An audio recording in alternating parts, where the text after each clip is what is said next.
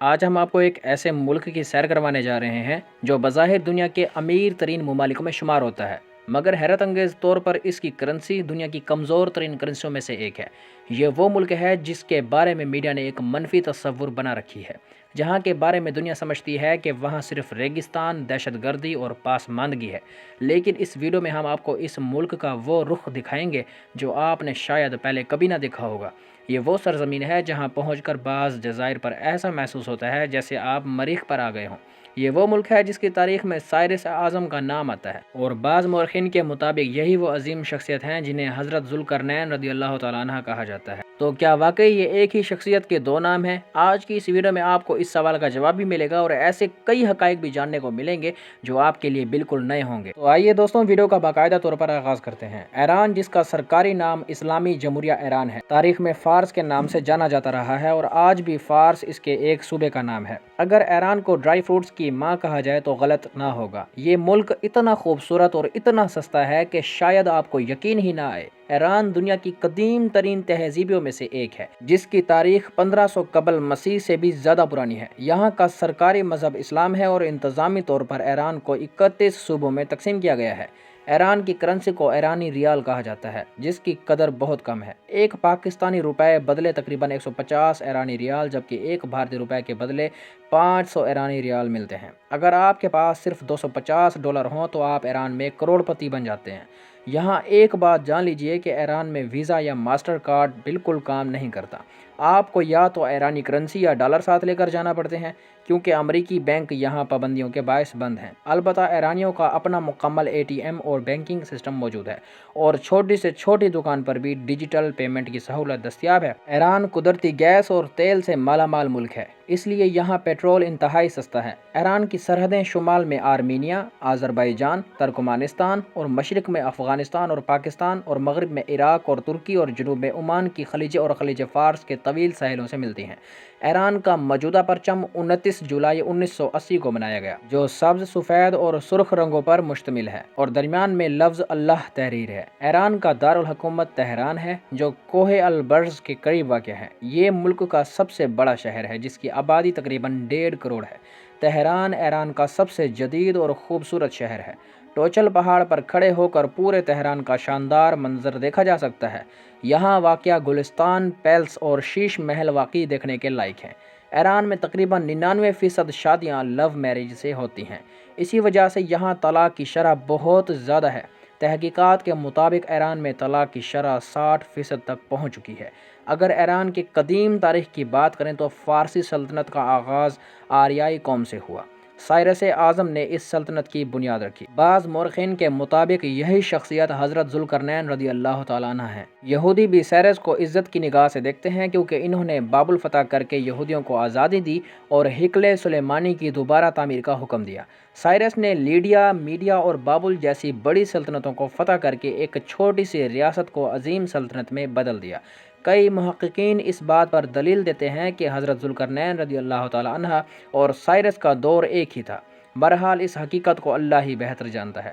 آج بھی سائرس اعظم کا مقبرہ ایران کے صوبہ فارس میں تخت سلیمان کے کھنڈرات کے قریب واقع ہے۔ اس کے بعد اشکانی سلطنت آئی، جو 226 عیسوی سے 650 عیسوی تک قائم رہی۔ اس دور میں آتش پرستی ریاستی مذہب تھا۔ اگر آپ دبئی اور قطر کو بہت جدید سمجھتے ہیں تو تہران جا کر آپ حیران رہ جائیں گے۔ بلند و بالا عمارتیں، لگژری مالز، کشادہ سڑکیں اور صفائی کا معیار کسی بھی یورپی ملک سے کم نہیں۔ ایران کے لوگ انتہائی خوش اخلاق، مہمان نواز اور سیاحوں کو عزت کی نگاہ سے دیکھتے ہیں۔ ایران میں ہزاروں سال پرانا قدرتی AC سسٹم بھی موجود ہے، جسے ونڈ کیچر کہا جاتا ہے۔ گھروں کی چھتوں پر خاص چمنیاں بنائی جاتی تھیں، جن سے ٹھنڈی ہوا نیچے آتی تھی، جس سے اندازہ ہوتا ہے کہ AC کی ٹیکنالوجی ہزاروں سال پہلے یہاں موجود تھی۔ ایران کے آئین کے مطابق ملک کا سب سے بااختیار عہدہ سپریم لیڈر کا ہوتا ہے۔ موجودہ سپریم لیڈر آیت اللہ خامنہ ای ہیں۔ ملک کا انتظامی سربراہ صدر ہوتا ہے اور موجودہ صدر ابراہیم رئیسی ہیں۔ ایران میں ٹریفک کا نظام بہترین ہے۔ اندرون ملک ہوائی سفر انتہائی سستا ہے۔ 8,000 سے 10,000 روپے میں ایک شہر سے دوسرے شہر جہاز کے ذریعے سفر ممکن ہے۔ ایران کا سب سے بڑا ایئرپورٹ تہران میں واقع ہے۔ لگژری بسیں اور ٹرینیں پورے ملک میں چلتی ہیں اور کرایہ بہت کم ہے۔ ایران میں اوبر یا کریم جیسی ٹیکسی سروس موجود نہیں، اس لیے جہاں جانا ہو اس جگہ کا نام فارسی میں آنا ضروری ہے اور کرایہ پہلے طے کرنا بہتر ہوتا ہے۔ تبریز کے قریب ایک خوبصورت گاؤں کندوان واقع ہے، جہاں مکانات شہد کی مکھی کے چھتوں جیسے پہاڑوں میں بنے ہوتے ہیں۔ یہاں کبھی آتش فشاں تھا تو آہستہ آہستہ ٹھنڈا ہوا اور یہاں آبادی قائم ہو گئی۔ ان گھروں کے اندر موسم قدرتی طور پر معتدل رہتا ہے۔ ایران میں حقہ بہت زیادہ پیا جاتا ہے۔ مرد، عورتیں، چھوٹے بڑے سب شوق سے استعمال کرتے ہیں۔ ایرانی قالین دنیا بھر میں مشہور ہیں، ان کی بہت زیادہ مانگ ہے۔ مشہد ایران کا دوسرا بڑا شہر ہے، جہاں امام علی رضی اللہ تعالیٰ عنہ کا مزار واقع ہے۔ ہر سال 1.5 کروڑ سے زائد شیعہ زائرین یہاں آتے ہیں۔ یہاں آرام گاہ، میوزیم، کتب خانہ، مینار اور جامع رضوی موجود ہیں۔